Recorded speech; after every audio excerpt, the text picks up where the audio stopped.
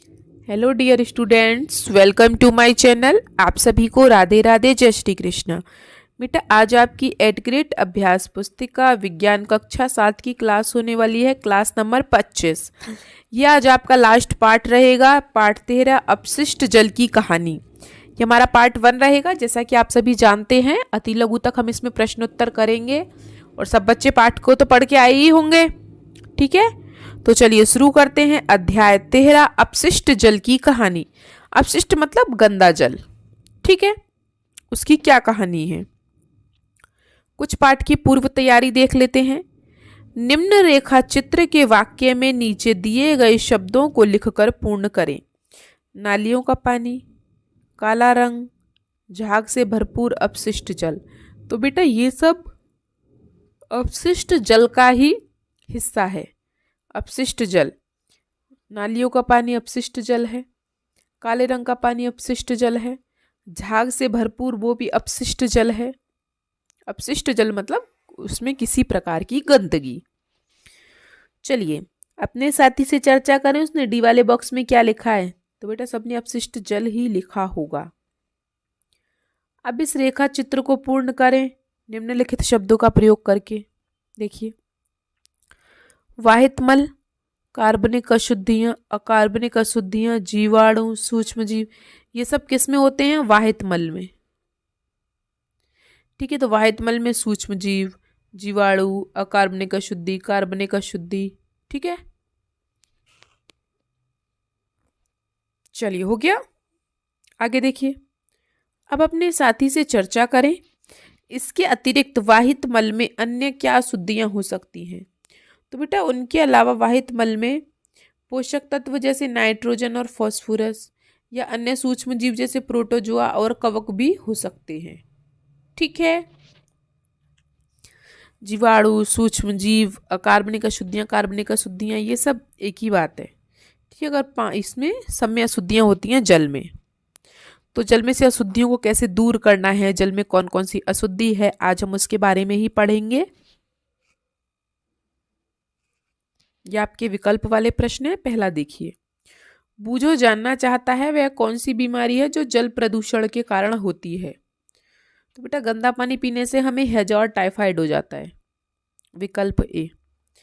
दूसरा देखिए, हमें वाहित मल संयंत्रों के चारों ओर कौन से वृक्ष लगाने चाहिए।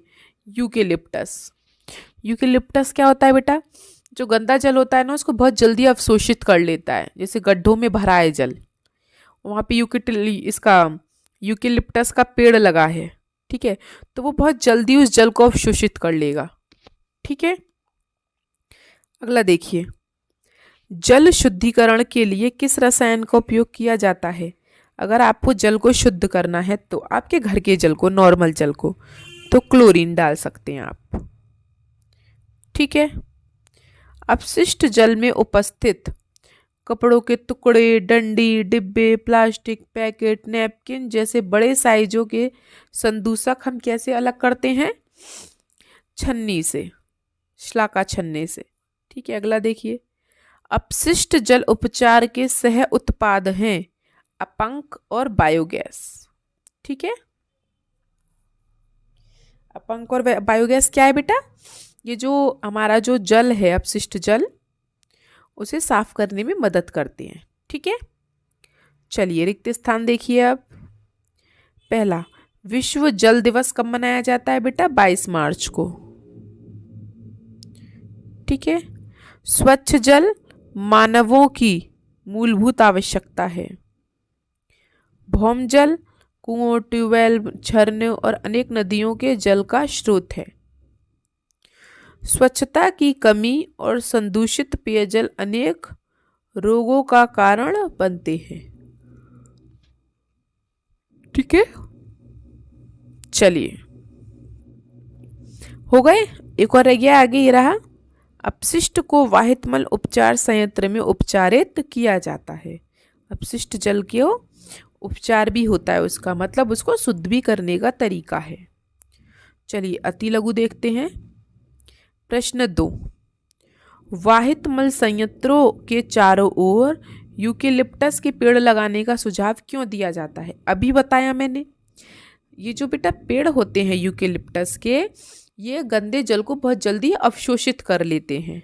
ठीक है, यूकेलिप्टस के पेड़ अतिरिक्त जल अवशोषित कर लेते हैं और वायुमंडल में शुद्ध जल वाष्प को निर्मुक्त करते हैं। ठीक है, तीसरा देखिए, एक खुली नाली प्रणाली किसके लिए प्रजनन स्थल है? जो गंदी नाली होती है खुली हुई, उनमें क्या ज्यादा पैदा होता है? मच्छर और मक्खी। ठीक है, हो गए दोनों प्रश्न। चलिए तो प्रश्न 4 देखिए, रसायनों का अनुचित निपटान जल प्रदूषण में कैसे योगदान देता है? रसायनों का प्रयोग भी किया जाता है बेटा किसमें? जल को शुद्ध करने में। तो रसायनों का अनुचित निपटान उन्हें सीधे जल स्रोतों जैसे नदियों, झीलों और भूजल में मिला देता है, जिससे जल दूषित हो जाता है। ठीक है, अगला प्रश्न देखिए, पहेली जानना चाहती है कि हवाई जहाज और रेलगाड़ी में जो वाहित मल है उसका निपटान कैसे होता है? तो बेटा हवाई जहाज में वाहित मलों को टैंकों में इकट्ठा किया जाता है और हवाई अड्डे पर निपटाया जाता है, जबकि रेलगाड़ी में इसे अक्सर बायो टॉयलेट में इकट्ठा किया जाता है या पटरियों पर छोड़ा जाता है। ठीक है, हो गया। चलिए अगला प्रश्न देखिए, क्या वाहित मल में भी पोषक तत्व हो सकते हैं? हाँ भाई हो सकते हैं। कौन कौन से? नाइट्रोजन और फास्फोरस। ठीक है, हो गया सबका? हो गया क्या बेटा? आगे चलना है फिर? हो गया, चलिए कर लीजिए। चलिए हो गया, वेरी गुड। आगे चलते हैं प्रश्न 6 के ब पे। अंतरराष्ट्रीय दशक का लोगो बनाना है, कौन सा? जीवन के लिए जल।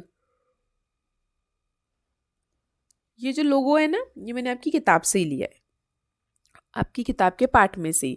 इसीलिए कहती हूं मैं कि पाठ को पढ़ लो पढ़ लो पढ़ लो, बिना पढ़े आपको एक भी प्रश्न समझ में नहीं आएगा।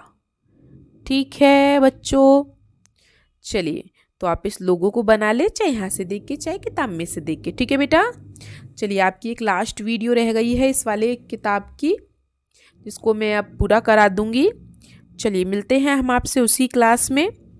और वीडियो अच्छी लगी हो तो लाइक शेयर सब्सक्राइब ज़रूर करें बेटा, और जाने से पहले हाइप ज़रूर कर दें और कमेंट बॉक्स में मुझे अपना नाम ज़रूर बताएं। चलिए मिलते हैं आपसे अगली क्लास में, तब तक के लिए आपका दिन शुभ हो। Have a nice day and thank you.